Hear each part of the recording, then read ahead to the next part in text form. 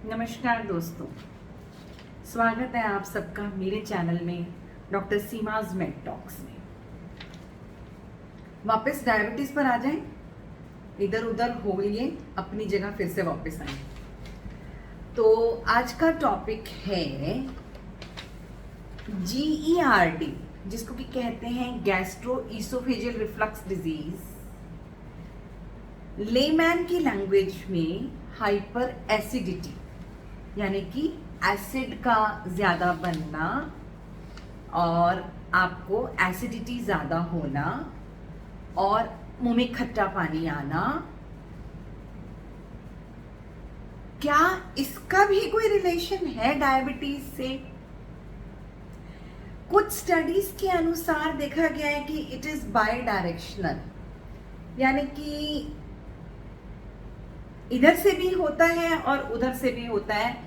यानी कि अगर GERD है तो डायबिटीज होने के चांसेस ज्यादा हैं, और अगर आप डायबिटिक हो तो GERD होने के चांसेस ज्यादा हैं।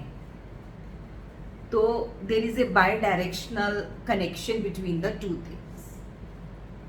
बाकी दोनों लाइफस्टाइल डिसऑर्डर तो है ही है। डायबिटीज हम जानते हैं कि लाइफस्टाइल डिसऑर्डर है, और हाइपर एसिडिटी या गैस्ट्रो ईसोफेजियल रिफ्लक्स डिजीज ये भी लाइफस्टाइल डिसऑर्डर है। इसको मैं संधि विच्छेद कर देती हूँ। Gastro oesophageal reflux disease, gastro मतलब पेट, आपके पेट से जो एसिड है वो ऊपर की तरफ आ रहा है, आपकी फूड पाइप जिसको कहते हैं, ईसोफेगस को फूड पाइप कहते हैं, ऊपर की तरफ आ रहा है तो उसको रिफ्लक्स कहते हैं। तो इसीलिए ये नाम पड़ा कि गैस्ट्रो ईसोफेजियल रिफ्लक्स डिजीज। अब सवाल उठता है कि क्या ऐसे इंडिपेंडेंट रिस्क फैक्टर्स हैं गैस्ट्रो ईसोफेजियल रिफ्लक्स डिजीज वाले जो लोग हैं, उनमें कौन से ऐसे इंडिपेंडेंट रिस्क फैक्टर्स हैं जिसके चलते कि डायबिटीज भी हो जाती है? सबसे पहले एज। जैसे जैसे आपकी एज बढ़ेगी आपको डायबिटीज होने के अदरवाइज भी चांसेस होंगे, और अगर कहीं आप पीड़ित हो हाइपर एसिडिटी या GERD से तो डायबिटीज होने के चांसेस और ज़्यादा बढ़ जाते हैं। देखिए, जैसे एज बढ़ती है आपका इम्यूनिटी लेवल गिरता है, मेटाबॉलिक फंक्शंस कम हो जाते हैं, तो आप मेटाबॉलिकली इतने एक्टिव नहीं रहते। तो ये डायबिटीज़ एक मेटाबॉलिक डिसऑर्डर है, तो आपको डायबिटीज़ होने के चांसेस ज़्यादा हो जाते हैं। दूसरा ये भी देखा गया है कि जिन लोगों को GERD है और फैमिली हिस्ट्री है डायबिटीज़ की, तो ऐसे लोगों में आगे जाके डायबिटीज़ होने के चांसेस बहुत ज़्यादा हो जाते हैं।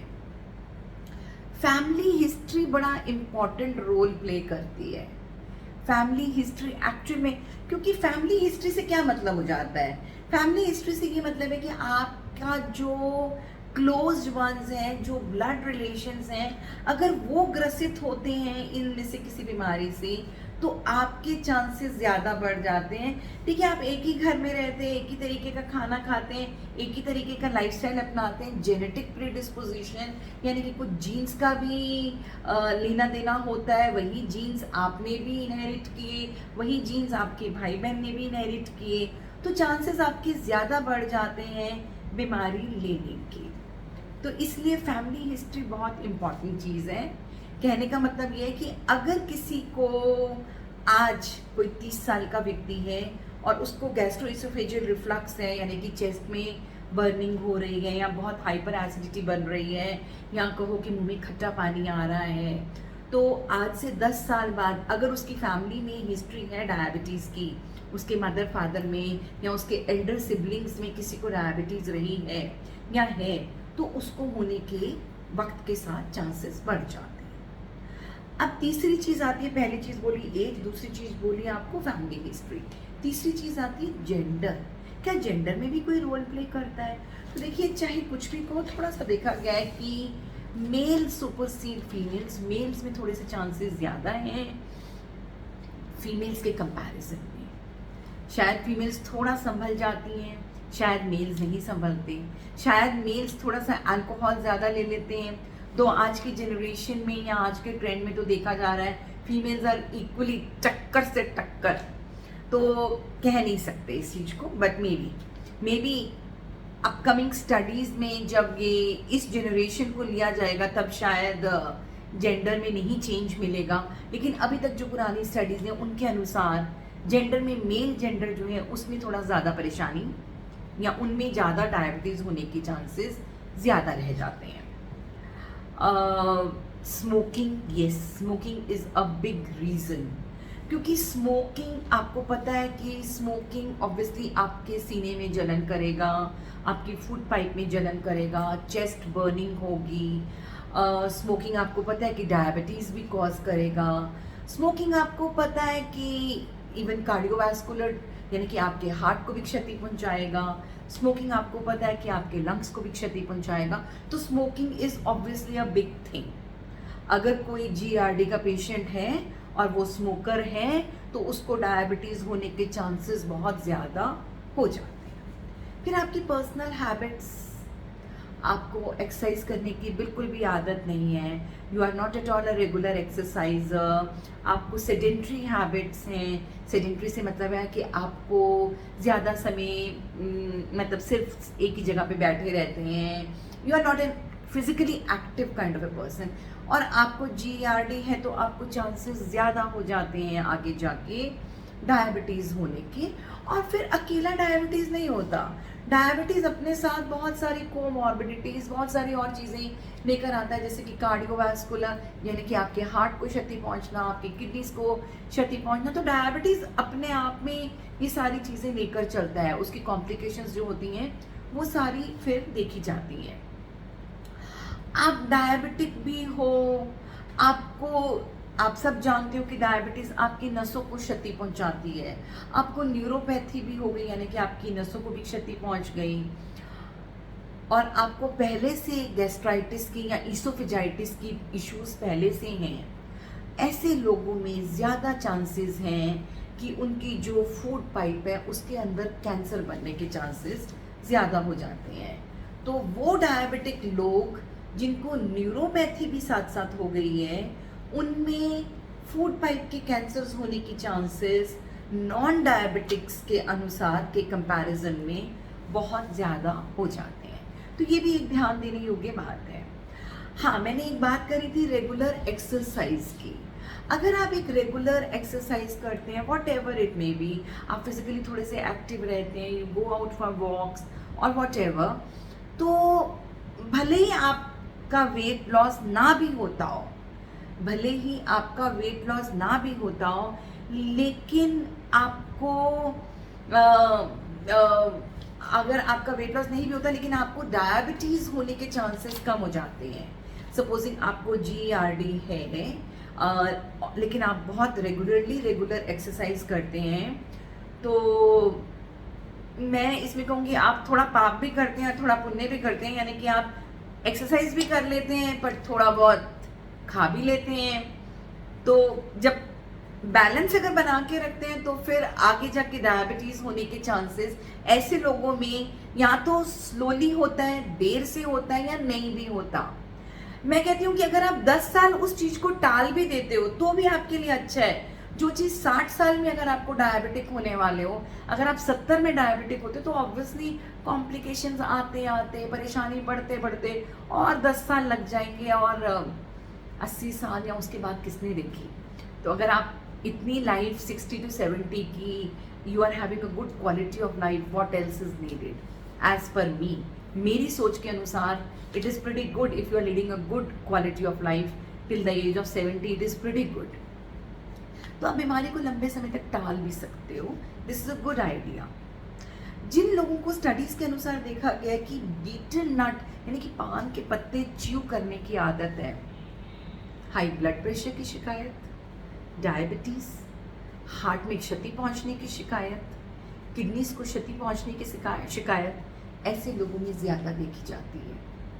तो ये भी एक स्टडी के अनुसार देखा गया है। जो लोग ओबीज हैं, ओवरवेट है, उसकी डेफिनेशन कुछ स्टडीज़ के अनुसार आपकी वेस्ट के को नाप के देखी जाती है। अगर मेल्स की 90 सेंटीमीटर या 90 सेंटीमीटर से ज़्यादा वेस्ट लाइन है, फीमेल्स की 80 सेंटीमीटर या उससे ज़्यादा वेस्ट लाइन है, बीएमआई आपका 24 या 24 से ऊपर है, बीएमआई यानी कि बॉडी मास इंडेक्स आपका 24 या 24 से ऊपर, और ज़्यादातर डायबिटिक्स में देखा जाता है, ज़्यादातर डायबिटीज़ में 24 या 24 से ज़्यादा का बीएमआई देखा जाता है कि अगर आपका उतना बीएमआई है तो आपके चांसेस, अगर आप जीआरडी के पेशेंट, तो डायबिटिक होने के चांसेस बढ़ जाते हैं। और डायबिटीज़ के साथ फिर जैसे मैंने बोला उसकी कार्डियो मेटाबॉलिक और दूसरी तरीके की जो कॉम्प्लिकेशंस हैं, जब वो कॉम्प्लिकेशंस होती है ना तो उसको बोलते हैं दोस्तों मेटाबॉलिक सिंड्रोम, यानी कि आपको हाई ब्लड प्रेशर भी है, डायबिटीज़ भी है, लिपिड प्रोफाइल भी बढ़ गया आपका, गैस्ट्राइटिस भी यानी कि जीआरडी भी है, और उसके साथ साथ कुछ न्यूरोपैथीज भी हो रही हैं। तो जब ये इन सारी चीज़ों का समावेश हो जाता है ना तो एक सिंड्रोम बन जाता है। This is then called as metabolic syndrome. तो उम्र के साथ तो ऑब्वियसली मेटाबॉलिक सिंड्रोम भी बढ़ता है। एजिंग से क्या होता है कि आपकी एडिपोसिटी यानी कि जो फैट है वो बढ़ जाता है, और फैट कहाँ कहाँ जाके टिकता है, जैसे कि टमी पर ज़्यादा चला गया या कुछ है तो उसको कहते हैं विजरल एडिपोसिटी, जो कि सबसे ज़्यादा खतरनाक है। आपके वेस्ट लाइन पर, आपके पेट के ऊपर जितना फैट ज़्यादा रहेगा वो आपके लिए बहुत हानिकारक है। In spite of the fact आप पूरी बॉडीली आप बहुत पतले हैं, आपके हाथ पाँव इतना मोटा नहीं है, आप ठीक हैं, लेकिन आपके पेट पे बहुत चर्बी है तो आपको कोई भी बीमारी होने के चांसेस ज़्यादा हैं। You are more prone to get diabetes, you are more prone to get heart ailments, you are more prone to get any kind of cancers and all. तो कहने का मतलब सिर्फ ये कि एडिपोसिटी फिर बैड रोल प्ले करती है। तो एक्सरसाइज से सिर्फ ये है, भले ही आप वेट लॉस नहीं करो पर आप डायबिटिक नहीं होते तो और भी बड़ी सारी चीज़। क्यों नहीं डायबिटिक होते? क्योंकि जब आप चल रहे हो ना, जब आपकी दो टांगें चल रही हैं ना, तो किसी भी तरीके की फिजिकल एक्सरसाइज जब आप कर रहे हो तो आपकी बॉडी का जो इंसुलिन है ना, वो जो शुगर लेवल्स हैं उनको खून में नहीं पड़ा रहने देगा, वो कहीं ना कहीं मसल्स के थ्रू उसको डिस्पोज कर देगा। तो आपकी मसल्स को ही तो ज़रूरत है एनर्जी की, तो आपका इंसुलिन उसको धक्का देगा किसी भी तरीके से। ऑब्वियसली जब आप एक्सरसाइज करते हो तो इंसुलिन सेंसिटिविटी बढ़ जाती है, तो इंसुलिन की रिलीज कहीं ना कहीं थोड़ी बहुत कुछ % बेटर होती है। तो जब वो बेटर होती है तो वो जो पड़ी हुई शुगर है वो कार्बोहाइड्रेट है which is a source of energy, वो आपके मसल्स को दे देती है एनर्जी लेने के लिए। तो जीआरडी में यस की केसेस में ज़्यादा चांसेस हैं कि आपको डायबिटिक आप हो जाते हो। और जब भी कोई व्यक्ति आपके पास आता है जो जीआरडी की परेशानी के साथ आता है तो उसको किस तरीके से आप एनालाइज करोगे उस व्यक्ति को? यू हैव टू टेक, पहले तो पेशेंट की हिस्ट्री लो, क्या वो स्मोकर है, क्या वो अल्कोहलिक है, क्या वो बीटल नट च्यूअर है, उसकी फैमिली हिस्ट्री है कि नहीं है इन बीमारियों की, क्या वो ओबीज है या नहीं है, कुछ लैब टेस्ट उनके होने ज़रूरी हैं, एंडोस्कोपी भी होनी ज़रूरी है ताकि आपको पता चले कि किस हद तक उनको जीआरडी है, कितने अल्सर हैं उनकी फूड पाइप में या उनके पेट में या उनके इंटेस्टाइन्स में। तो ये एंडोस्कोपी होनी भी बहुत ज़्यादा ज़रूरी होती है।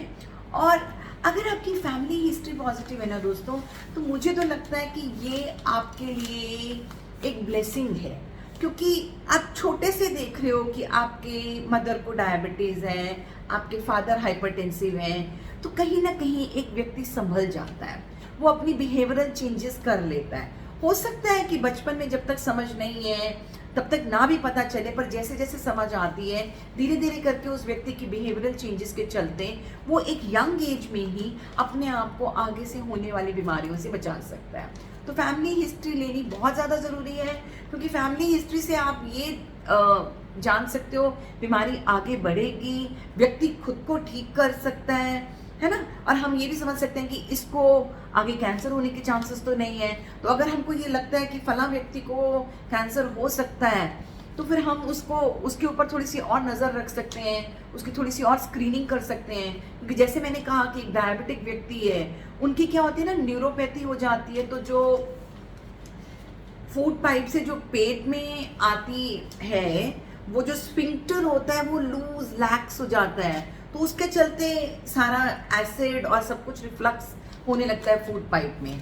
तो अगर आप ये चीज़ देख रहे हो कि ये चीज़ ऑलरेडी हो रही है और न्यूरोपैथी भी अगर आपको सेट हो गई है, यानी कि आपकी नसों में परेशानी डायबिटिक के चलते, तो ये चीज़ और ज़्यादा बढ़ जाती है, वो लैक्सिटी और ज़्यादा बढ़ जाती है। तो ऐसे लोगों में कैंसर्स होने के चांसेस, ईसोफेजियल एडिनोकार्सिनोमास, इस तरीके के चांसेस ज़्यादा बढ़ जाते हैं। तो थोड़ी सी ध्यान रखने वाली बात है कि इसको भी नकार नहीं सकते कि अगर रोज़ रोज़ हाइपर एसिडिटी हो रही है तो it can lead to anything, ये चीज़ कहीं तक भी जा सकती है। इस पर अंकुश आज ही लगा लीजिए, right. Thank you so much. आपकी दोस्त doctor Seema. Thanks a lot.